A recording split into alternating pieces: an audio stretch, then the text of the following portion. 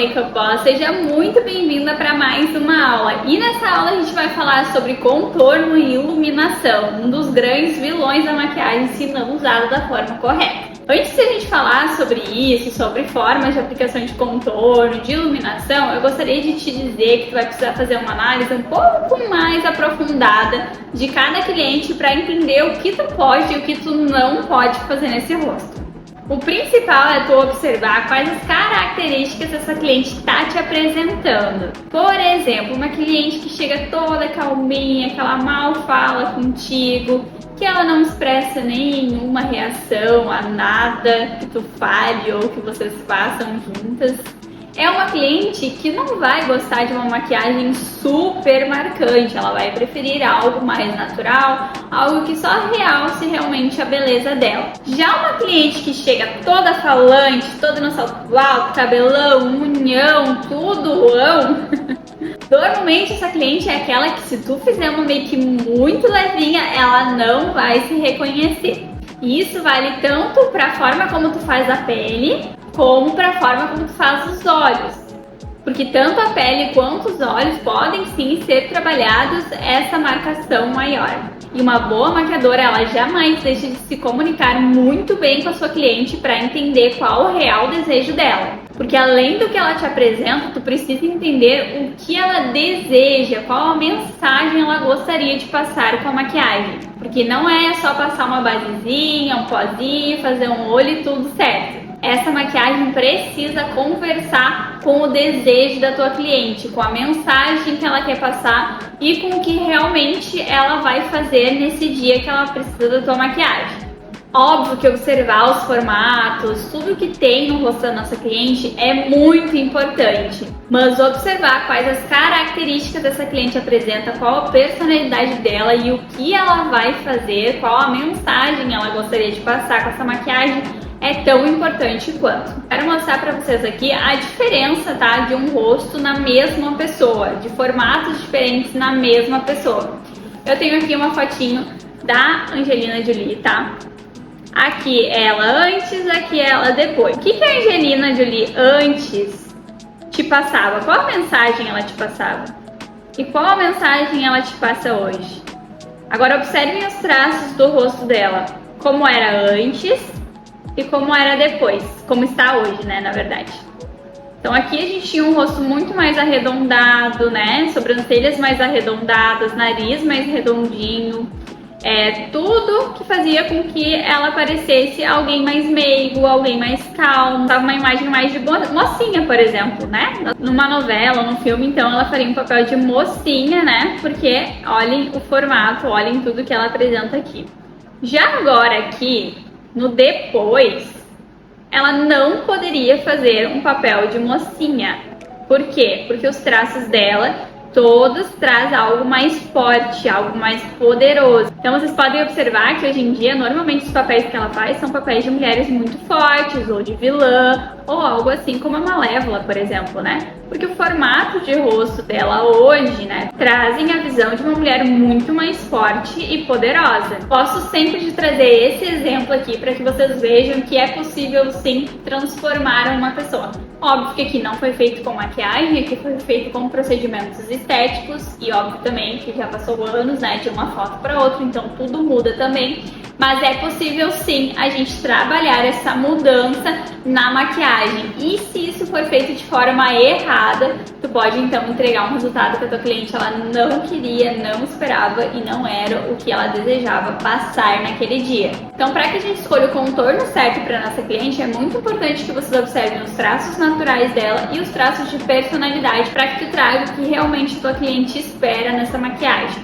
Se eu tenho um rosto mais redondinho, como o meu, por exemplo, e a minha cliente ela quer passar uma imagem mais de mulherão, ela vai para um evento onde ela vai ser a atenção principal, ou então ela precisa passar uma imagem mais forte, a gente sempre vai trabalhar traços mais retos e mais ascendentes, tá? Que levem lá pra cima. Isso tudo vai fazer alongar o rosto, afinar e passar essa mensagem de mais força. Agora, se eu for num evento onde eu não quero ser o centro das atenções, eu sou mais calminha, eu não gosto, né, de coisas muito marcantes, eu já vou trabalhar traços mais arredondados. Entendem que não é só porque eu tenho um rosto redondinho que eu preciso alongar esse rosto ou que eu preciso fazer algo para deixar ele mais fininho. Isso vai muito do desejo da tua cliente. Daqui a pouco tu vai trabalhar um contorno mais ascendente em uma cliente que tem um rosto redondinho como o meu e não é essa mensagem que ela deseja passar. Mas falando dos traços naturais, a gente sempre vai observar o que está em assimetria para que a gente conserte uma coisinha ou outra,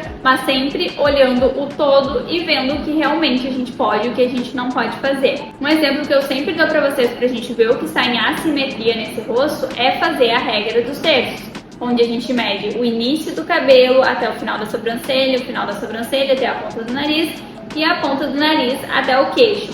Assim a gente consegue ver o que está em assimetria. Às vezes a testa vai estar maior do que o restante, às vezes o centro do rosto vai estar menor do que o restante e assim a gente vai ver o que a gente pode esconder, o que a gente pode evidenciar.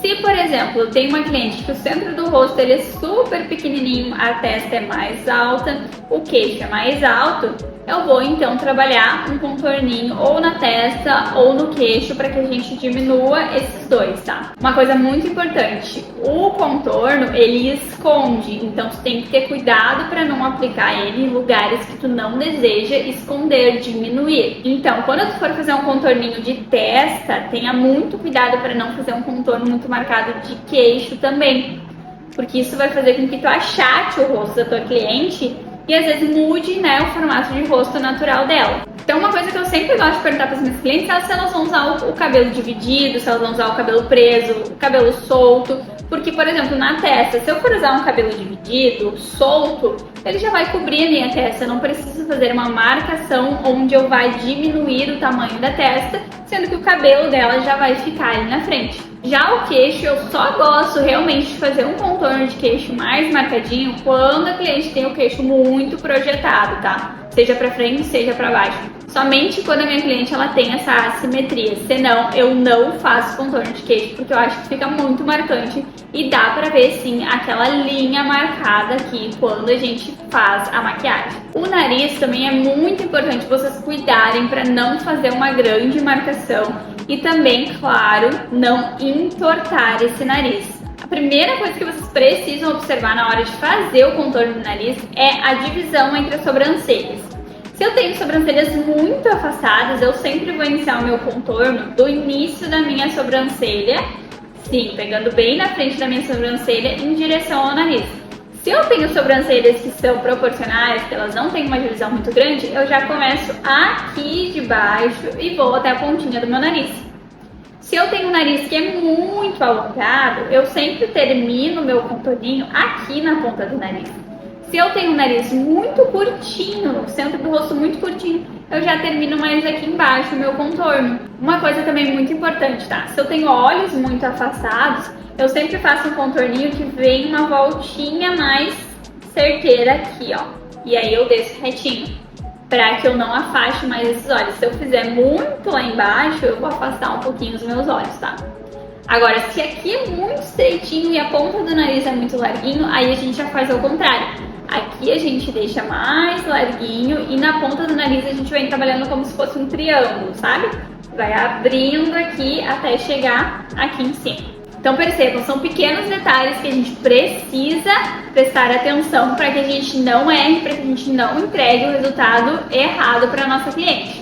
Agora falando de iluminação, é importante também que vocês observem algumas coisas que não podem ser feitas na maquiagem para que não evidencie algo que a tua cliente esteja querendo esconder. Por exemplo, tá? Queixo muito projetado para frente ou muito comprido, a gente não pode iluminar, porque a gente vai fazer com que isso evidencie ainda mais. Tudo que eu ilumino eu projeto para frente, eu expando, então tem que ter muito cuidado onde a gente aplica. Assim como o centro da testa, se é uma testa grande, eu não vou iluminar essa testa. Olheiras profundas, muito cuidado para não aplicar corretivo muito claro em toda a olheira, porque isso vai evidenciar ainda mais. Como eu falei antes, o corretivo mais claro, ele vai iluminar, ele vai expandir, ele vai projetar para frente. Então uma coisa que vocês podem fazer nas olheiras é aplicar só um pouquinho aqui no cantinho para que tu jogue essa olheira para frente, mas é somente no cantinho. Eu não posso aplicar corretivo claro em toda a extensão da minha olheira, porque eu vou acabar evidenciando ainda mais. Nariz, com aquele ossinho saltadinho, cuidado para não iluminar em cima desse ossinho, porque vai evidenciar mais também. E um ponto muito importante em pele madura é que vocês não usem corretivos de iluminação, porque vai evidenciar as linhas de expressão e vai parecer que essa pessoa é mais velha do que realmente é. Uma coisa que eu preciso falar também sobre o rosto da nossa cliente é que vocês precisam ter muito cuidado com as sobrancelhas. Sobrancelhas, eu acho que hoje a gente precisa trabalhar com muita naturalidade. Então, por exemplo, eu não modifico o formato da sobrancelha da minha cliente. Até porque ela pode não se reconhecer depois que ela se olhar no espelho. Então eu só tomo alguns cuidados de preencher as falhas. Se sobrancelhas forem muito afastadas, eu até faço alguns fiozinhos no início para dar uma juntada, mas são fiozinhos naturais, bem levinhos, sem que crie aquele esfumado muito marcante. E é muito importante também que vocês observem a cauda da sobrancelha. A cauda da sobrancelha ela não pode finalizar depois do início dela, então ela tem que terminar juntinho lá. Se vocês fizerem uma linha reta, ela tem que finalizar ali. Então cuidado para quem tem a cauda muito caída, para vocês não evidenciarem mais ainda com a sombra ou com a pastinha que vocês forem usar, para esse olhar não ficar muito caidinho, tá? Sobrancelhas muito arqueadas também, que não tem esse quadradinho, né? Que elas são assim, mais arredondadas, né? Tenham cuidado para não evidenciar também demais essa sobrancelha, porque também dá um olhar mais caidinho, um olhar mais triste.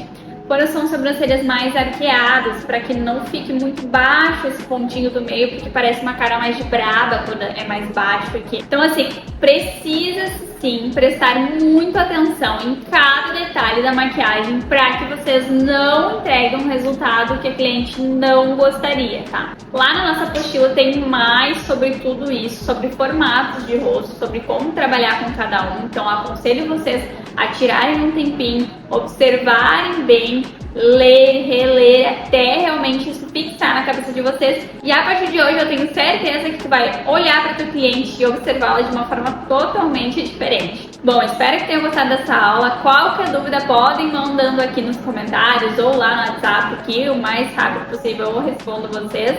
Não esquece de tirar um print, postar que tu tá estudando, mostrar que tu te importa com a tua profissão. E um beijão, até a nossa próxima aula.